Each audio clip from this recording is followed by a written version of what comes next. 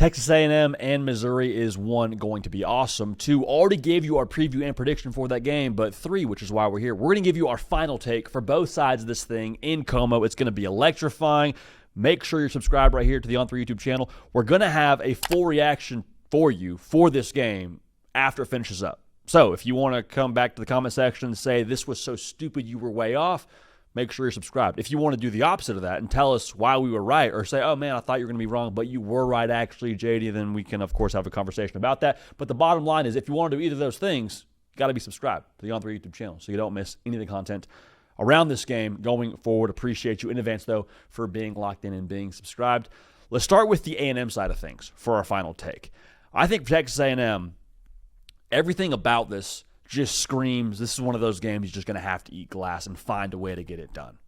It's going to be one of those tough guy games because you've had a full week now to hear about how good you are and how Marshall Reed's a Heisman candidate, and he is, absolutely, and how awesome Mike Elko and the job he's done at A&M is. All those things are true, but if I were in a spot, or I had to pick a spot, rather, to be in after all of those things are being said about my football team, after getting Brian Kelly fired and clearing out Death Valley and Baton Rouge a couple weeks ago, I would not want to go to Columbia, Missouri and play a team with a true freshman quarterback and a really good front seven and construction in the north end zone where Bob the Builder's just hanging out and you're driving to go score and you see a freaking crane out there. Like, there's so much weird about this spot. For me, if I'm A&M, I think it's going to have to be one of those traitsy games. Now, I'm not saying Marshall Reed won't still have a good game. I'm not saying that the receiving corps is not still going to get theirs.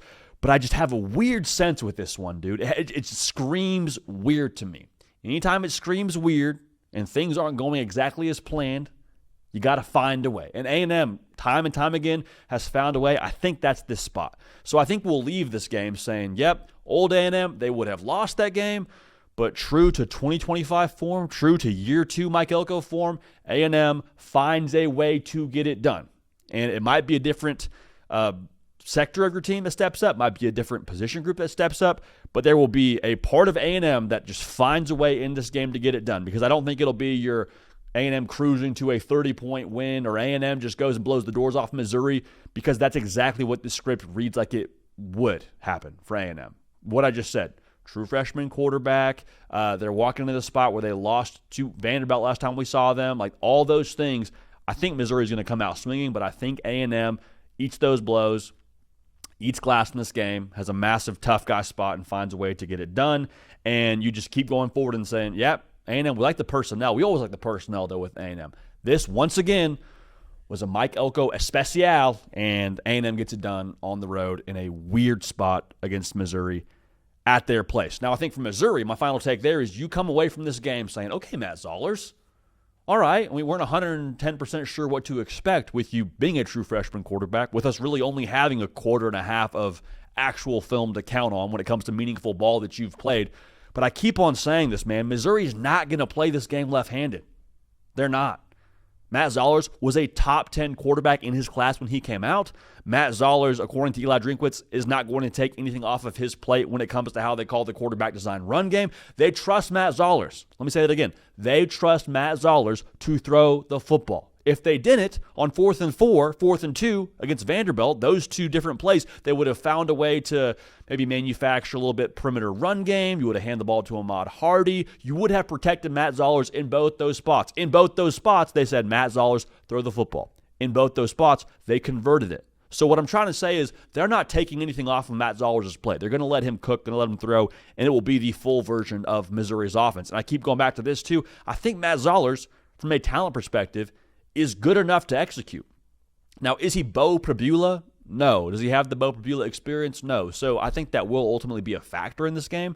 But I don't think Matt Zollers is wired the same as most true freshman quarterbacks either.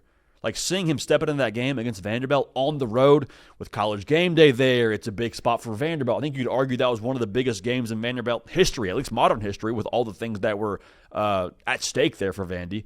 And Matt Zollers walked in there, didn't have a sped-up pulse, didn't look discombobulated. It looked like he was ready for that moment, met that moment. You lost the football game, but it wasn't because Matt Zollers walked out there and was underprepared. I think you lost because Vanderbilt's got a really good football team and a really good front seven, and they did their job. So you leave this game, even though I've picked A&M to win, I think you leave this game as a Missouri fan and overall thinking about Missouri in general, if you're a college football fan, saying they're not going to be an easy out. They're not going to be an easy out. Like, yes, Ahmad Hardy's awesome. Yes, they've got a good defense, but Matt Zollers is going to, I think, keep them in every single game they play. And the reason why that's important, Missouri doesn't have this massively difficult schedule the rest of November. I don't think Missouri will make the college football playoff, but here's the deal. They're going to play Oklahoma at Oklahoma, and Oklahoma, should they beat Alabama or lose to Alabama, there are people in the world of college football, the people in I think the Oklahoma fan base that believe 9-3 could still get them into the college football playoff. So Oklahoma's got 2 losses right now. Even if they drop the game to Alabama, a third loss for Oklahoma does not shut the door on their college football playoff hopes as it stands right now. With Missouri rolling the town there, I don't think it's going to be a situation where Eli Drinkwitz and company and potentially Matt Zollers, if he has to keep starting games for you, I don't think Missouri just rolls over and says, oh, Oklahoma, they're just too talented. They got playoff aspirations. We got a true freshman court. We just can't get it done. No, Missouri is going to be a freaking thorn in your side for all the reasons they would be a thorn in your side in general. Run game, defense, front seven, Zion Young, Damon Wilson, crazy people off the edge. They're not going to be a watered-down version of Mizzou, I don't think, there when they go to Oklahoma at that point in time. So we'll leave this game feeling, I think, more nervous for Oklahoma after this one because of what we see from Missouri with the Matt Zollers version of this team. So I'm excited for this one. I think it's going to be one of the games of the day in college football, quite frankly. Lock in, pack a lunch, grab your hard hat. It'll be one of those games in Columbia, Missouri, and it'll be a lot of fun to react to it afterwards. So if you want to make sure you're here for that reaction, make sure you're subscribed right here to the On3 YouTube channel. College football, nothing but, especially during the season. So we appreciate you college football sickos making this show what it is. We're going to keep this party rolling. We will see y'all next time.